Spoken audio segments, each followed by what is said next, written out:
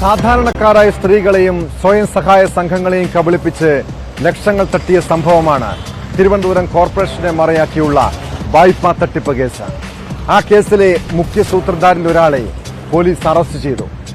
ചെറിയതുറയിലെ സ്ത്രീകളുടെ സംഘങ്ങളെ കൂടാതെ കൂടുതൽ സ്വയം സഹായ സംഘങ്ങളുടെ വായ്പയും തട്ടിയെടുത്തിരുന്നു.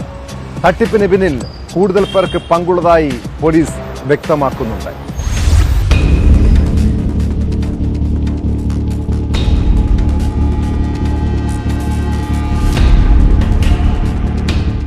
തിരുവനന്തപുരം കോർപ്പറേഷൻ ചെറിയതുറയിലെ സ്ത്രീകളുടെ 5 സംഘങ്ങൾക്ക് നൽകിയ വായ്പ മാത്രമല്ല തട്ടിപ്പുകാരുടെ കീശയിലായത്. ഭീമാപ്പള്ളിയിലെ 2 സംഘങ്ങൾ കൂടി കബളിപ്പിക്കപ്പെട്ടു. ഇതോടെ 35 ലക്ഷത്തിലേക്ക് തട്ടിപ്പിന്റെ വ്യാപ്തി വർദ്ധിക്കുകയും ചെയ്തു. അങ്ങനെയാണ് ആദ്യ അറസ്റ്റിന് കളമൊരുങ്ങിയത്.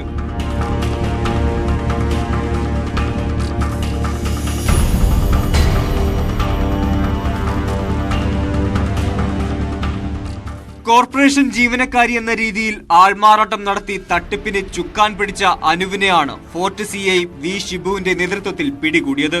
തട്ടിയെടുത്ത 35 ലക്ഷത്തിൽ 18 ലക്ഷം രൂപ അനുവിന്റെ അക്കൗണ്ടിലെത്തി. ഗ്രൂപ്പ് സ്കീമിലേക്ക് ചേരാൻ വേണ്ടി മുന്നോട്ട് വന്നിട്ടുണ്ടെങ്കിലും അവർക്ക് ബെനിഫിഷ്യറി എന്ന രീതിയിലേക്കുള്ള ട്രാൻസാക്ഷൻ നടന്നിട്ടില്ല.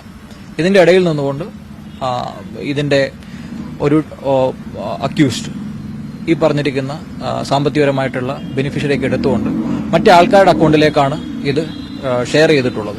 അപ്പോൾ അതിന്റെ ബേസിസിൽ ഇതിന്റെ ബാക്കിയുള്ള ബാങ്ക് ട്രാൻസാക്ഷൻ ഡീറ്റെയിൽസ് ഒക്കെ പോലീസ് പരിശോധിച്ചുകൊണ്ടിരിക്കുകയാണ്. തട്ടിപ്പ് സംഘത്തിന്റെ അക്കൗണ്ടിലേക്ക് പണം കൈമാറിയ ഇന്ത്യൻ ബാങ്ക് ഈഞ്ചക്കൽ ബ്രാഞ്ച് മാനേജരെയും പ്രതി ചേർത്തു. വസ്ത്ര യൂണിറ്റിലേക്ക് സാധനങ്ങൾ കൈമാറുന്ന കരാറുകാരനെന്ന വ്യാജേനയെത്തി പണം കൈവശപ്പെടുത്തിയ പൂവച്ചലിലെ ഫാൻസി സ്റ്റാൾ ഉടമ അനീഷ് ഒളിവിലാണ്.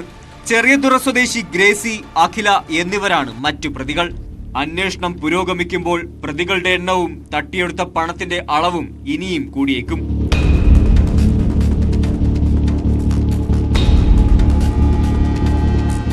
ന്യൂസ് 18 തിരുവനന്തപുരം.